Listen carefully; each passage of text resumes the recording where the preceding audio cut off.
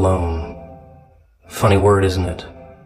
Rolls off the tongue like something tragic, something hollow. People hear alone and immediately flinch like it's some kind of curse. Like solitude is a disease they might catch if they sit too close.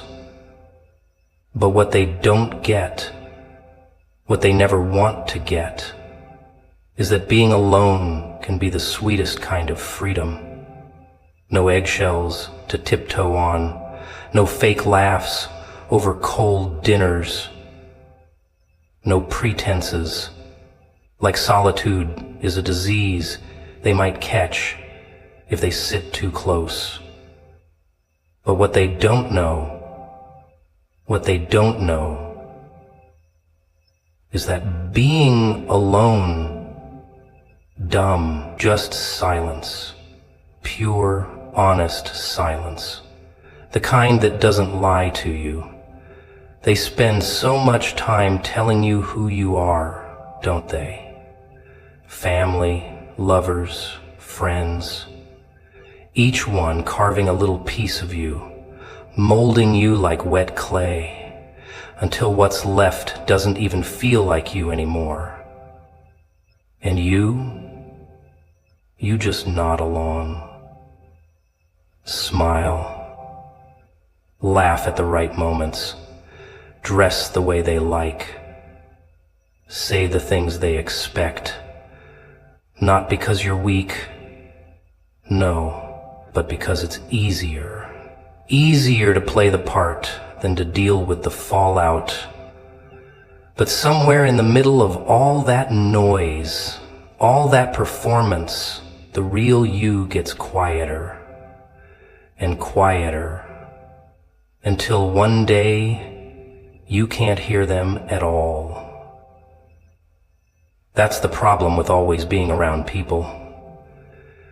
You're never really alone with your thoughts. You're always adjusting, calculating, shrinking or expanding depending on who's in the room.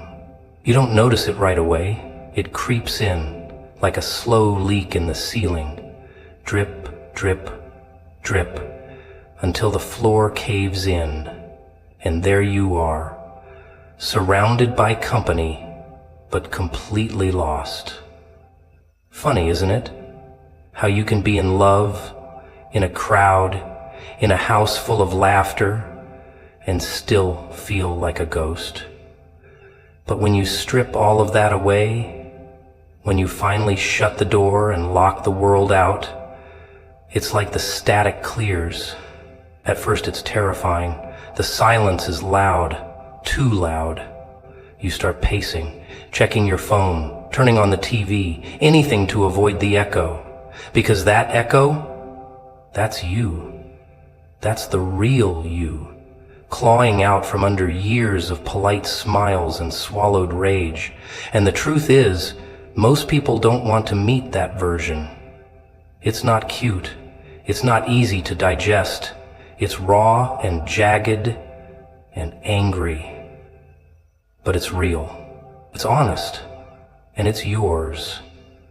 You start to notice things when you're alone. The way you like your coffee without asking anyone's opinion.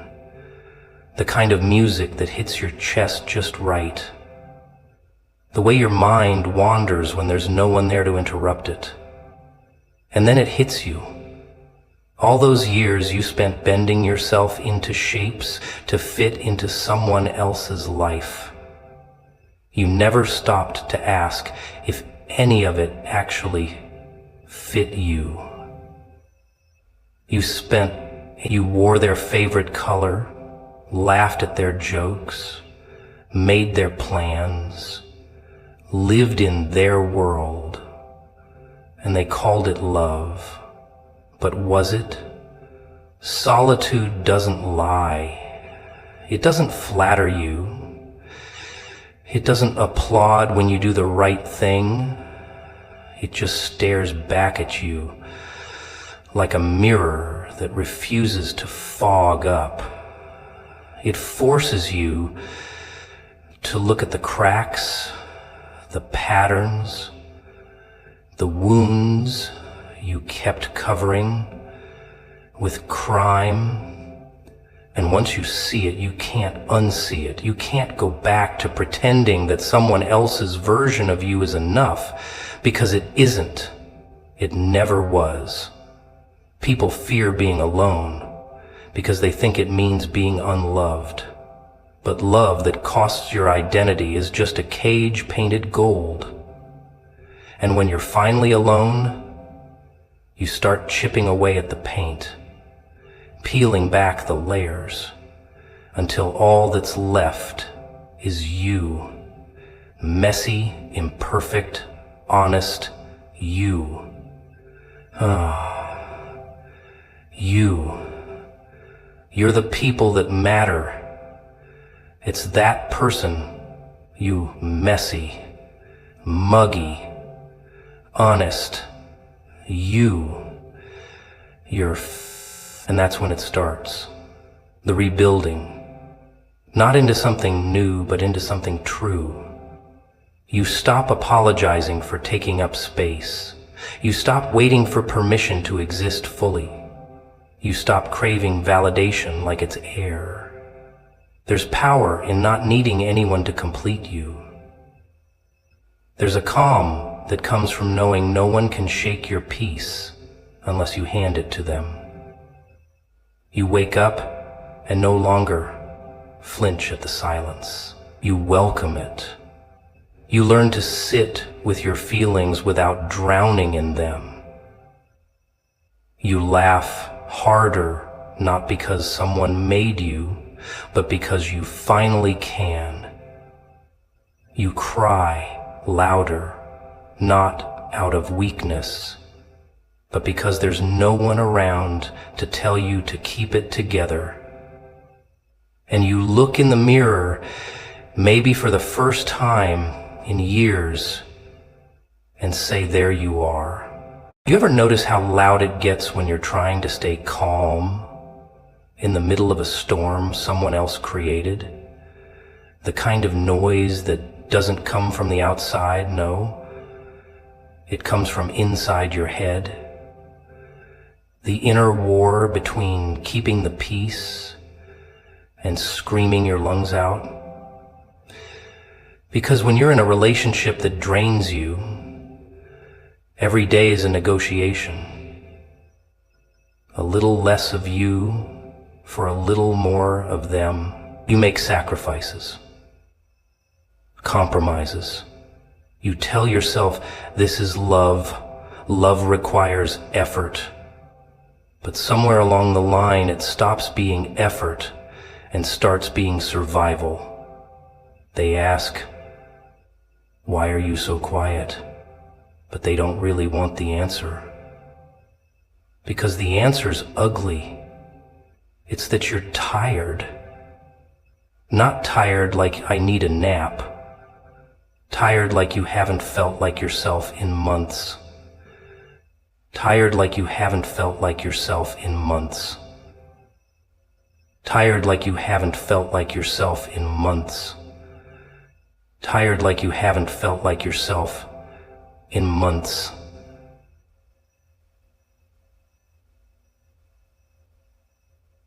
You live in that loop, constantly waiting for the good days to outweigh the bad, but they never do. Or maybe they do just enough to keep you hooked, like a gambler feeding coins into a machine that never pays out. And still you stay. Why? Because leaving feels like failure. Because they weren't always like this. Because you remember the version of them that made you laugh until you cried. The version that held your hand like it meant something. But that version is gone. Or maybe it was never real to begin with. Maybe it was just a mask. And now you're living with the thing underneath. Cold, critical, unpredictable. And you're expected to smile, to adjust, to love them through it. But love shouldn't feel like war. It shouldn't feel like walking through glass barefoot, and being told to keep dancing. When you live alone, none of that exists. The silence doesn't gaslight you. The walls don't accuse you. The bed doesn't get cold from resentment. You don't have to decode the mood of the person beside you. You don't have to rehearse your words before you speak. You don't have to pretend to be okay just so dinner doesn't end in another argument. You can breathe. For real. Deep, slow, unclenched breathing. And that kind of peace, that's priceless. See, they don't tell you that peace has a price too, but it's not in dollars, it's in decisions. And the hardest one is choosing yourself over a situation that once made you feel safe. Because even toxic love feels better than no love when you've been conditioned to accept pain as part of the package.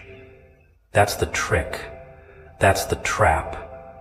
You grow used to chaos, so when peace finally comes, it feels boring, unfamiliar, like something must be wrong.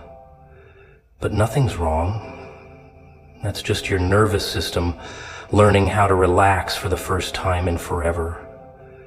In a peaceful life, you learn what you actually like, what makes you feel alive, not just less dead. You get to fill your space with music you enjoy, candles you picked out, energy that lifts instead of drains. You start eating meals without tension, waking up without dread, going to sleep without rehearsing imaginary arguments in your head. And the more time you spend like that, the more allergic you become to people who make your heart race for the wrong reasons. You stop craving adrenaline-fueled highs followed by soul-crushing lows. You stop romanticizing passion when what it really was emotional whiplash. You stop defending their behavior to your friends. Stop rewriting the story in your head just to make it make sense, because it doesn't make sense, and it never did. You just didn't want to admit it. But when you've lived in peace, even for a little while, going back to chaos feels like choosing to drown after learning how to swim. So people call you cold, distant, guarded, good. Let them. Because what they're really saying is that you no longer allow yourself to be a doormat.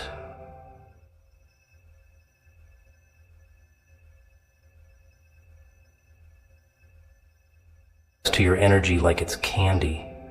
You no longer beg for crumbs from a table you built with your own hands. And suddenly, the quiet life, your life, starts to feel less lonely and more like a victory lap around the ruins of every storm you survived. Loneliness, scares the hell out of most people. Makes them twitchy, restless, desperate. Because being alone means facing silence. And silence, oh, that's where the real monsters live. So what do? They run. Straight into the arms of anyone who'll give them a half smile and a little attention. Doesn't matter if it's real, doesn't matter if it lasts. They just want the noise to drown out the ache that says, you're not enough unless someone loves you. Cute little lie they fed you, right? Over and over again, like medicine you never asked for. But here's the truth. Loneliness is a visitor, not a roommate. It comes, it sits beside you, and if you don't panic, if you just let it be, it passes. It's only when you fight it, when you try to bury it under flings and fake connections and dinner dates you don't even enjoy, that it lingers, clings, becomes something darker. Because now you're not just lonely, you're lonely. It rots you from the inside out. Most people don't even realize how much they're sacrificing just to avoid being alone.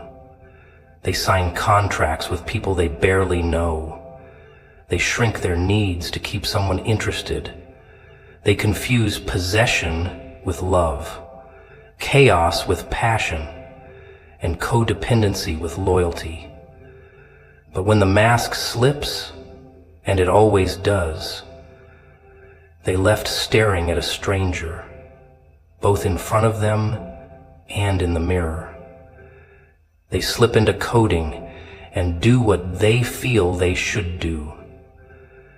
They gave so much of themselves away just to fill the space where loneliness used to sit, and now there's nothing left, just exhaustion and regret, wrapped in polite conversation and hollow kisses. Funny thing happens when you stop running from loneliness. You start learning from it. It teaches you where the holes are, the cracks, the little gaps in your soul that you've been patching up with temporary people and shallow validation. It shows you what you actually need, not just what you crave in a moment of weakness. You stop trying to be the perfect partner, the perfect friend, the perfect anything. You just exist, raw, unfiltered, unapologetic. And it stings at first, but slowly, it starts to heal. You look around and realize that the quiet isn't trying to kill you. It's trying to reintroduce you to yourself. The parts of you that were too loud, too sensitive, too much for the people you tried to impress. And in that stillness, you start finding your own rhythm. You laugh at your own jokes. You dance in your kitchen with no music playing. You take yourself out and stop checking your phone like it's going to save you from feeling alone, because you're not. Not really. Not anymore. What no one tells you is that the loneliest place in the world is lying in bed next to someone who doesn't see you. Saying, "I love you," with a lump in your throat because deep down you know they don't mean it back. Smiling through dinners that feel more like interrogations than conversations. That's real loneliness. That's the kind that gnaws at your insides while the world claps and says, "You've made it." And the saddest part? Most people accept that as normal. But when you've faced loneliness head on, sat with it, wept with it, screamed at it, and lived to tell the tale, you don't settle like that anymore. You don't tolerate lukewarm affection or breadcrumb attention. You don't stay where you're tolerated instead of celebrated. You stop chasing people who treat you like an option and start walking like you're the prize. Because you are. Not in the fairy tale sense. Not in the everybody's special lie they love to whisper. But because you've done the work. You've walked through fire. And now your skin doesn't burn the same. So when loneliness knocks again, you open the door. You pour it a drink. You say, "Welcome back, old friend. Stay as long as you need." Because now you know it's not the enemy, it's the mirror. And what you see in that reflection, it's not weakness. It's not emptiness, it's strength wrapped in scars. It's a survivor who learned that being alone beats being half-loved every damn time. People think they need someone, anyone, just to feel complete, as if they came into this world with a missing piece taped to someone else's back. They call it romantic. They call it fate. But it's really just fear dressed up in fairy lights. They can't bear to sit still in their own skin, so they crawl into someone else's and call it home. Even if that skin doesn't fit, even if it itches, even if it bleeds, because anything feels better than silence, right? Better than facing yourself. You know what's funny? Most people don't even like themselves, yet they're out here trying to convince someone else to. They're terrified of being alone, but haven't spent a single quiet hour trying to understand who the hell they even are, what they want, what they need. They just grab the first hand that reaches out and hold on for dear life, hoping it'll keep them from sinking. But here's the catch.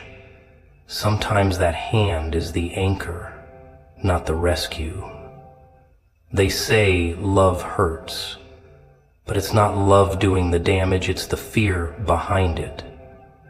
The fear of losing, of being abandoned, of not being good enough. So they tolerate the little things, the snide comments, the cold shoulders, the passive-aggressive digs that chip away at the soul like water on stone. And they call it normal. They laugh it off with their friends and say relationships are hard work. Sure, so is digging your own grave one spoonful at a time. And then there's the applause. Oh, the sweet, suffocating applause. People love a couple that looks good on paper. They don't care if you're dying inside as long as the pictures are cute, the captions poetic, the masks stay glued. But behind those doors, it's quiet. Not the peaceful kind, the dead kind. The kind where you look at someone across the table and wonder when they became a stranger, or worse, when you became one. Living alone flips that script.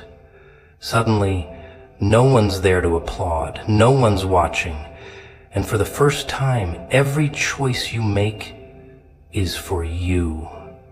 Not to impress, not to keep someone happy, just because you want to. You wake up and breathe in silence that doesn't ask for anything, doesn't need a smile, doesn't want an explanation. It just lets you exist. And that, right there, is a kind of freedom most people never taste, because they're too busy chasing validation in someone else's reflection.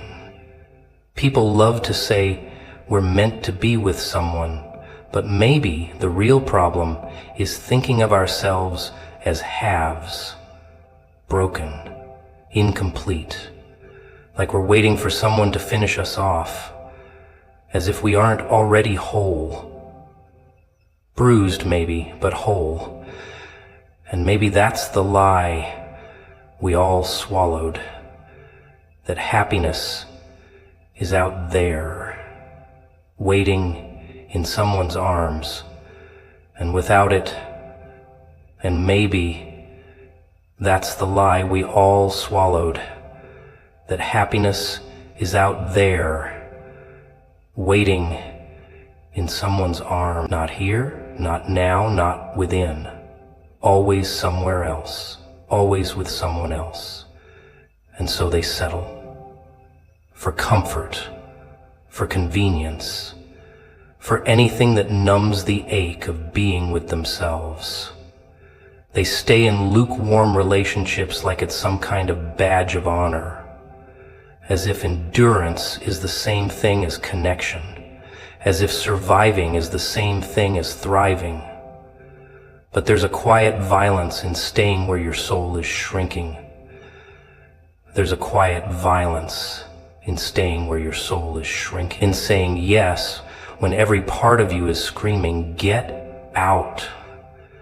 That kind of silence isn't peace, it's a burial.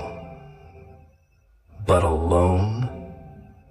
Alone is honest. Alone tells you the truth without sugarcoating it. Alone doesn't clap for your performance. It strips you down to the core and asks, is this who you are, or is this who you've become for them? And if you sit with that question long enough, it strips you down to the core. And the difference between love and dependency, between connection and captivity, between being cherished and just being convenient. See, real peace isn't about candles and soft music and Instagram quotes. It's about knowing that every inch of your space is sacred because you say it is. It's about laughing out loud in a room with no one else's eyes to confirm your worth. That's the revolution. That's the rebellion. Not chasing love, but building a life so rich, so raw, so real that anyone who enters it better come correct or not come at all. They'll tell you it's unnatural, that wanting to be alone means something's broken in you, that if you were really okay, if you were healthy, whole, you'd crave companionship like air, like water, that wanting space, silence, your own damn company must be a sign of damage. But isn't it funny how the loudest voices pushing you toward togetherness are the same ones who can't sit in a room for 5 minutes without reaching for their phone, for a distraction, for someone, anyone, to fill the void? You ever notice that? People are terrified of being alone, like if no one's around to validate their existence, they might just disappear. Poof. Like they were never real to begin with. So they cling to people, to noise, to relationships that feel more like negotiations than connections. They trade little pieces of themselves just to stay relevant in someone else's story, as if fading out of someone's life means fading out of life entirely. But when you walk alone, no one gets to rewrite you. No one edits your laugh. No one dims your light so theirs can shine brighter. You don't shrink to fit into the corners of someone else's comfort zone. You take up space, full, unapologetic space. And that's terrifying to people who need you small to feel big, who need you needy to feel wanted. They don't love you. They love that you need them. Big difference. One they never want you to realize. And here's the twisted part. They'll say they want you independent, strong, but not too much. Just enough to be interesting, but not enough to walk away. Not enough to choose solitude over their half-baked affection. They like you when you're just broken enough to believe you need fixing, and they hold the glue. But what happens when you stop needing glue? When you let the cracks show and realize they make you more interesting, not less? That's when the panic sets in. That's when they start calling you cold, distant, difficult. Anything to make your peace look like a problem. But peace isn't quiet. It's defiant. It's loud in a different frequency. It doesn't beg. It doesn't plead. It doesn't perform. It sits. Calm, confident, complete. And that kind of energy, it threatens people who rely on chaos to feel alive. People who only know love through conflict through control, through manipulation dressed up as concern. They'll poke, prod, push, anything to pull you back into the familiar dance of dysfunction. But once you've tasted real solitude, that kind of noise just sounds like static. Solitude doesn't lie to you. It doesn't pretend. It doesn't wear masks. It holds up a mirror and says, here you are, all of you. And that's terrifying, sure, because you see the scars, the mistakes, the regret, but you also see the resilience, the strength, the raw, unfiltered truth of who you are. And suddenly, you're not so eager to hand that over to just anyone. You become selective, not out of arrogance, but out of awareness. You know the cost of your energy now. You know what it takes to rebuild it. So you stop tolerating lukewarm conversations. You stop entertaining people who treat you like a pit stop on their journey to self-mistration. You stop explaining yourself to those committed to misunderstanding you. You raise your standards, not out of ego, but out of survival, because you've built something sacred within yourself and not everyone deserves access to it. You begin to love differently, not from desperation, not from loneliness, but from overflow. From a place so full that love becomes a gift, not a transaction. You give freely, but not foolishly. You protect your peace like it's the last match in a dark room, because it is. And once you know what that light feels like, you won't trade it for temporary sparks. No matter how pretty they seem, you won't trade it for temporary sparks. No matter how pretty they... You don't hate love. You just don't worship it anymore. You don't make it your identity, your goal, your savior. You make it a choice, a real one. And if it comes, fine. If it doesn't, also fine. Because you're not waiting, you're living. Fully, fiercely, alone, but never lonely. And that scares them, because deep down they know you've figured out the secret. That being alone, you've figured out the secret. That being alone isn't a failure, it's a revolution.